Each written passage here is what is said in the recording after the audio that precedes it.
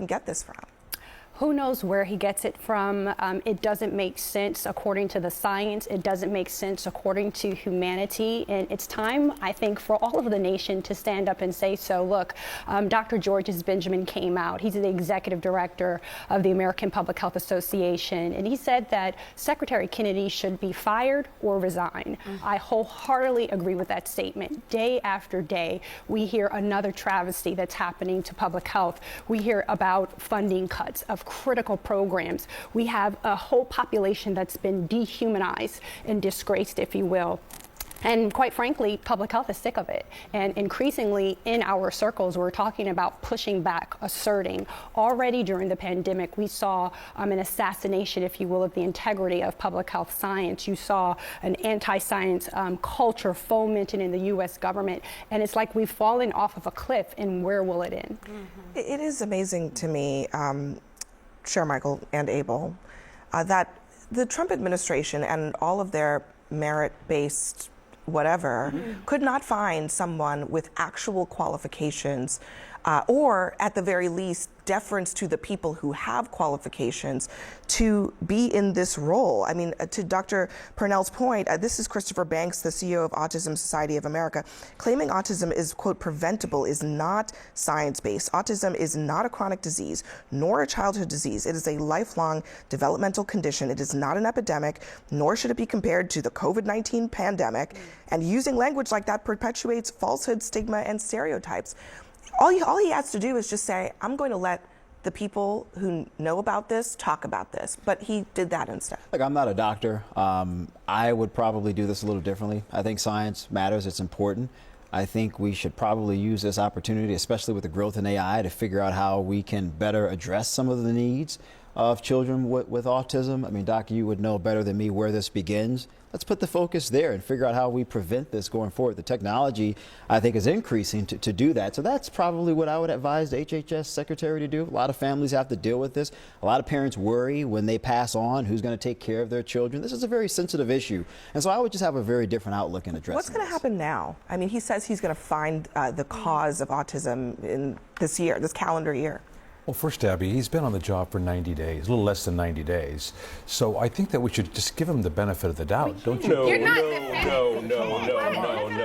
ask you? Hold on, one at a time.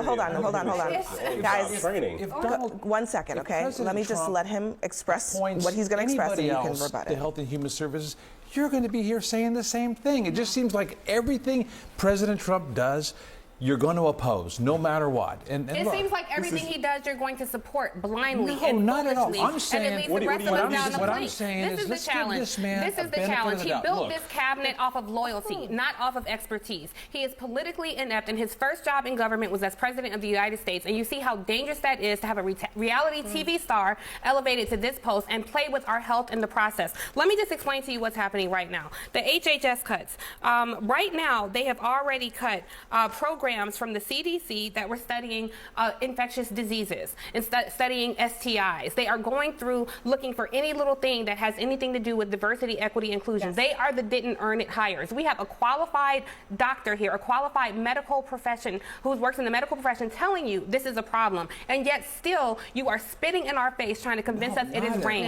You have to at least, but can you please be sensible and say this is a problem for the American people. It's not a political issue, Abel. This is a matter of our health. One at a time, please. You can't say give someone a benefit of the doubt when we already have proof in Texas that 2 children are dead from a measles outbreak that should not have happened, because you have a secretary who has consistently and systematically undermined the science around vaccines. How can we give him a benefit of the doubt when he spent decades being a charlatan when it has come to science and public health issues? Here is a person during his nomination process who espoused medical racism. He said that Black and African American people had different immune systems. Excuse me, sir, there's no room for a benefit of the doubt. As she was just saying, we have gutted programs at both the CDC and the FDA around smoking. Do you know the leading preventable cause of death in the United States? Tobacco. And you gut the very opposite on the benefit. He's not going anywhere. He's there. On the benefit of the doubt, I want to play a little bit more about what he's been saying recently. These are some of the claims that he's been making. This whole generation of kids is damaged by chronic disease. When my uncle was president, 3% of Americans were obese.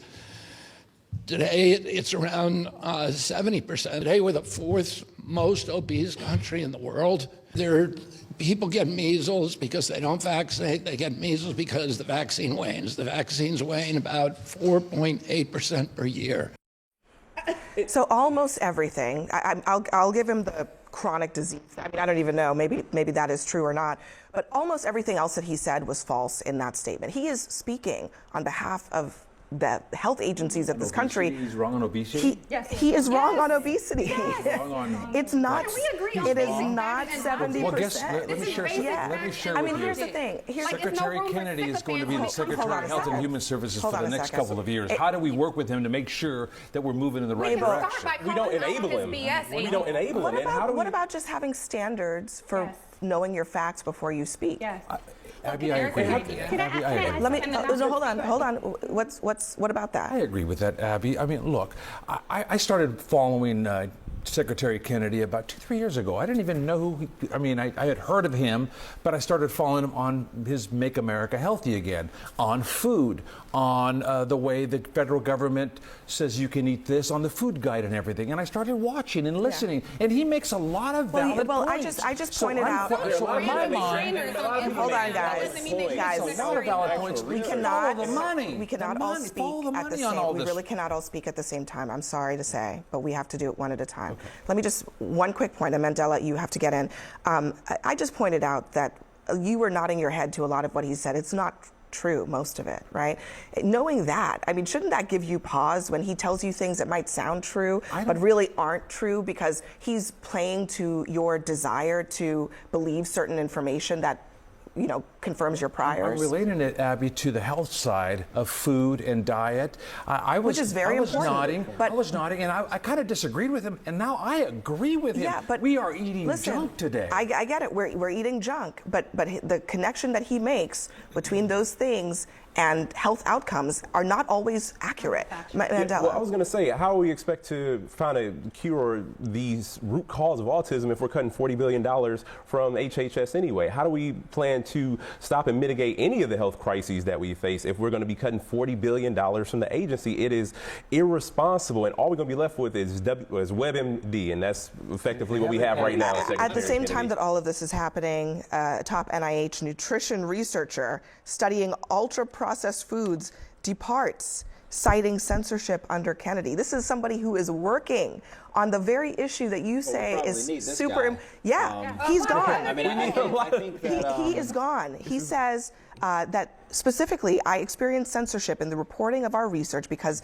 of agency concerns that it did not appear to fully support preconceived narratives of my agency's leadership about ultra-processed food addiction. That doesn't deserve a benefit of the doubt. Right. Right there. I think at the core of the idea of Make America Healthy Again, I think is a noble mission, dieting better, eating better food standards. I think those are good things, but I do believe you really have to listen to people who are sort of experts on these things. I don't disagree with Kennedy's sort of prognosis that, hey, Americans aren't as healthy, cancer rates are increasing with younger people, but you need the experts to sort of help inform what the best decisions are to address those issues.